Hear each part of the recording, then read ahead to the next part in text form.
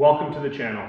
In today's video, we are going to be doing something the same like we normally do, but at the same time a little bit different.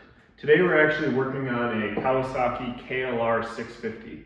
And the reason I'm making a video on a Kawasaki, even though I am the BMW guy, is I truly believe that the Kawasaki KLR 650 is the best stepping stone to like an R1200 GS adventure bike. You know, a lot of people are really into these like bigger adventure bikes, but you know, the size might intimidate them a little bit when it comes to like off-roading, where a GS might be a little bit too big, and you know, then they're kind of looking at like an F series F850 GS or something, and those are great bikes and all, but with the price point on a Kawasaki KLR, you can buy this thing, you can use it as a dirt bike, you can use it as intended, you don't have to be worried about scratching anything. They're cheap and easy to maintain, and if you're out there, you're kind of in the market for an adventure bike, you're not really sure what you want, you'd like a BMW, but the price on that kind of like steers you away, and you're looking for something a little bit more budget friendly that you don't really have to feel bad about if you were to dump it. Well, honestly, Kawasaki KLR is your answer. Super simple bike, carbureted. This is a 2012 model. They're pretty much unchanged since like the 90s. But either way, let's get to it. In today's video, we are just going to be replacing the front and rear sprocket as well as the chain. So these sprockets and chain is like severely worn out. So I'll go over why it's severely worn out, what it looks like, and obviously the procedure on changing it.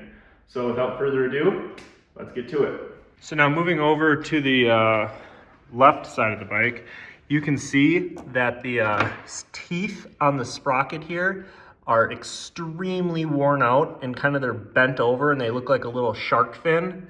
Yeah, these things are, honestly, I'm surprised that these teeth aren't broken off, you know, but in reality, this bike doesn't really make that much power. So, I mean, either way, long overdue for replacement.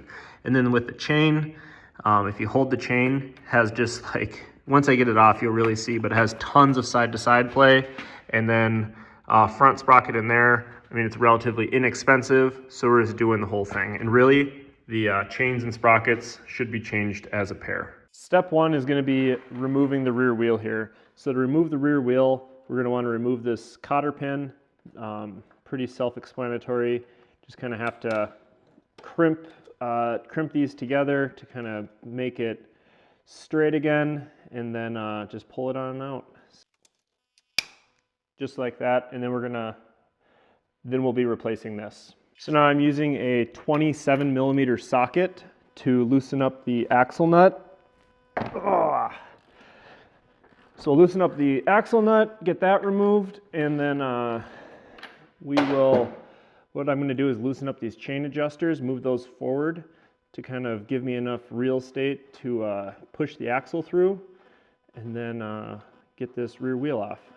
So now with these chain adjusters, we're just going to loosen this up, 12 mil, and since we're replacing the chain and sprockets and all that, we can just, obviously we're going to have to set the chain tension, so we can just kind of willy-nilly just thread this in as far as we'd like. And doing the same thing over here on the left side. So just loosen this up. Doesn't need to be super loose, but just enough to be able to kind of relieve tension off the axle. Now with those adjusters done, we can go ahead and relatively easily just slide our axle right on out. Now we can grab our rear wheel out of here. So in doing so, I'm just gonna relieve the chain off the sprocket here, kind of by pushing the wheel forward, pulling the chain off the sprocket, setting that aside. And now we can get our rear brake rotor out of here, or brake caliper, sorry. And that's pretty easy, it just comes right out.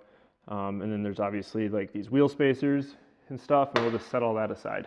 And then we can just roll our wheel on out. And with our rear wheel out of here, to get the sprocket off, we're simply just going to pull it out, and this is what you call a cush drive, and it kind of provides a little bit of cushioning, I guess, when you're powering on and powering off, so it's not so harsh. So we'll just grab this out of there, and then what we're going to do is loosen up all these nuts, get this sprocket off, and put a new sprocket on, and then we'll compare the old sprocket to the new sprocket. As you can see, this thing is just absolutely toast. Now we'll loosen up all these nuts around here with a 12 millimeter.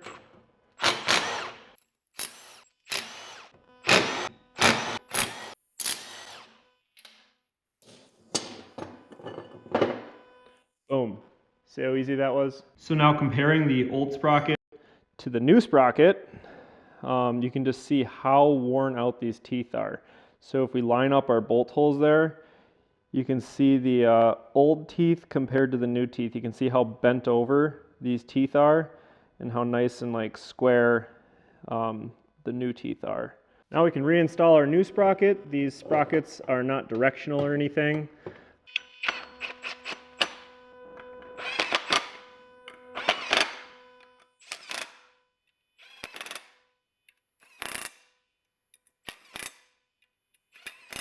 And then we can just slide the sprocket in the wheel into that cush drive and just make sure it seats in there nicely. So you can now see exactly how bad this chain is. You can see how much side to side play there is and how like kinked and stuff it is. So we're gonna have to remove this chain, and what you're gonna wanna do is look for your master link. So this chain has a pressed master link.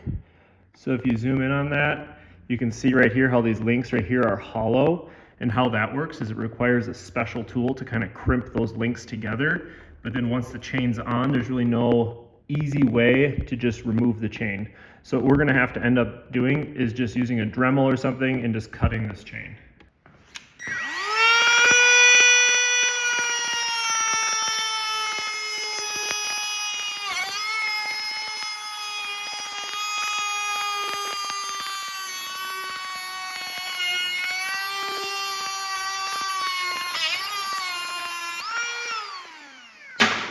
And now we can remove our chain by just simply pulling it through. So now we can remove the front sprocket, I guess the front sprocket cover, and that's going to expose our front sprocket. It looks like it's just held on with a couple 10 millimeter nuts, relatively easy to get off. So we'll go ahead and get these off, and then that'll obviously reveal our front sprocket. So the front sprocket has like a kind of like a washer here that's bent over, and when those washers are bent over to kind of retain that nut so it can't ever loosen up when the engine's going back and forth. So we're just going to tap that straight. Just a couple short bursts. We'll get that nut off, grab that washer, and then slide the sprocket off.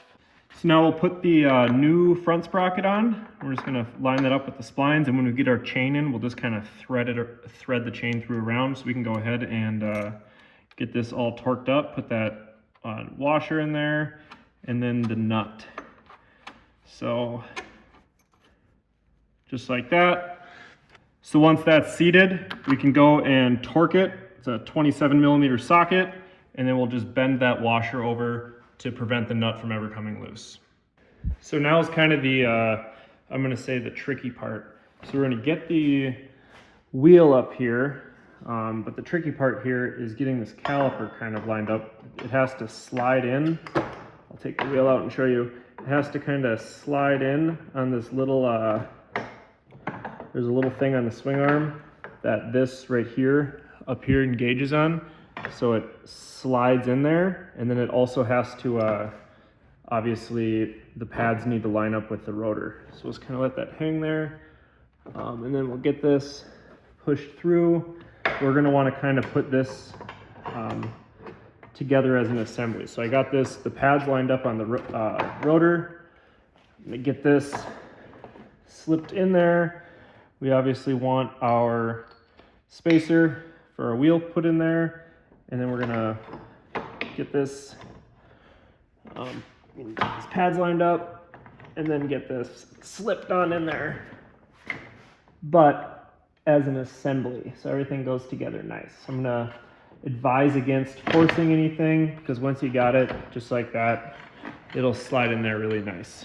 So, and then we're gonna wait until last to put the chain on. We're gonna get the axle and everything through first. So I got the brakes lined up over here, and then on this side, everything's lined up, and the axle, all the spacers are between the swing arm. So then we're gonna just lightly pick up on our wheel and slide this axle all the way through, making sure that it aligns and goes through the brake caliper and everything. So it's gonna take a little bit of convincing, but like I mentioned earlier, don't force it. You should never need to force it. If you gotta force it, something's in the way. So got that through, and then we'll put that adjustment plate on there, washer, and then just lightly thread our castle nut on there. So what we're gonna do is just fish this all the way up here, and then we'll go through the chain guard. Don't need to remove this, and then we'll just kind of fish it up around the front sprocket, kind of use the rear wheel to, I'm gonna say, like drive the chain up. So now heading up front, we can grab our chain through here, and again, we are just kind of driving our chain up. We can spin our rear wheel to move this up here. Not in a hurry here. Obviously, we're going to have to put it back into neutral so the front sprocket will spin freely. We'll just wind the chain around the front sprocket here. And then also, I guess if you got a Kawasaki or looking at getting a BMW, you know, kind of show some support, you can please subscribe and hit the notification bell. You know, if you're one of those people that just watch my videos because you enjoy watching my content, I mean, thank you very much. That stuff really is really important to me. So, I mean, again, just thank you. So we're just gonna fish this chain all the way around, going through all of the chain guards and making sure we're not interfering with anything. And then we are going to engage it back here on the rear sprocket.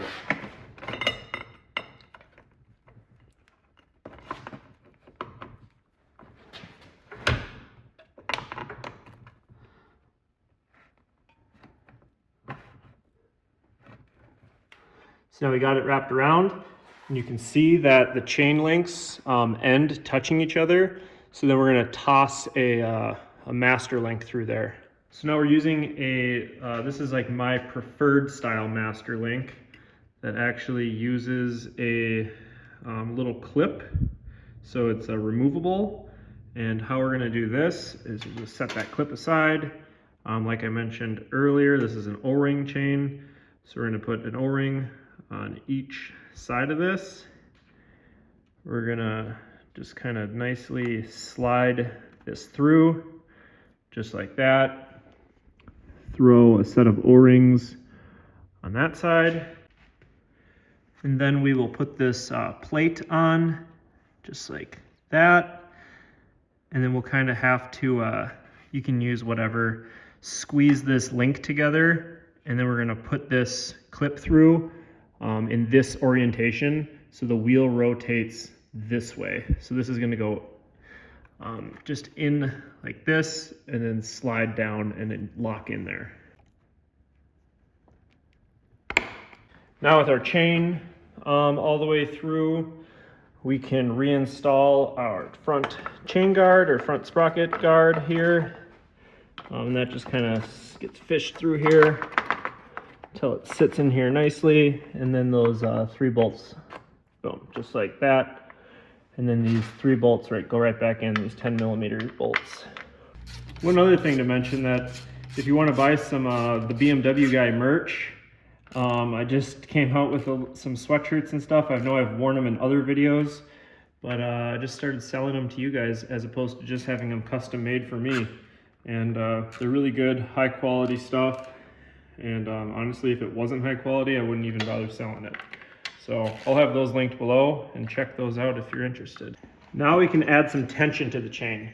So doing so, we're going to just tighten these up. So moving these adjustment bolts out, obviously this axle is loose, and that's basically gonna push the axle. And then on the swing arm, there's little indexing notches, and we're just gonna be extra sure that this adjustment plate is lined up with the same notch on each side.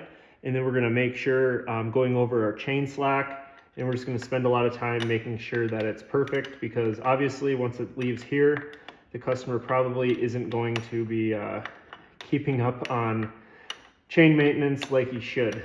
So the drive chain information here suggests 35 to 45 millimeters of chain slack. So I have it set here on the tighter end of the spec at 35 Newton meters. Or sorry, not 35 Newton meters, 35 millimeters of slack there. And then I have the chain adjuster here set equally on both sides. And what I did is ended up just using a micrometer to measure the gap there on both sides. So like 4.3 on that side, and coming over to this side in here, 4.39. So we're pretty darn close. So then the next step is just holding the adjustment nut, locking this down, making sure that's tight. Do that on both sides. And then you're just going to push the wheel forward and tighten up the axle here. So one other thing that's very important is to just make sure the wheel rotates freely and sighting down the chain guard there. Making sure the chain's not rubbing on anything. You know, it's pretty easy for it to rub onto this chain guard. And then making sure the teeth in the sprocket are riding in the center of the chain. So you'll spin it kind of the normal direction of rotation. And then you should see like an ever so slight air gap between the chain and the sprocket there. And this should roll really smoothly. Now we will drop a new cotter pin through and just kind of wrap it up like the other one was. Thank you so much for watching. Now, if this video helped you out in any way, please consider subscribing. It's like my life goal to hit 100,000 subscribers. And honestly, it's an impossible feat without you guys. So if this video helped you out, please hit the subscribe button. If you're feeling generous, you can donate to my channel. Super thanks, kind of keeps videos like this coming. And if you want to support me, buy a BMW Guy sweatshirt or a BMW Guy t-shirt. I'll have those all linked below. But again, thank you so much for watching. And as always, have a safe ride.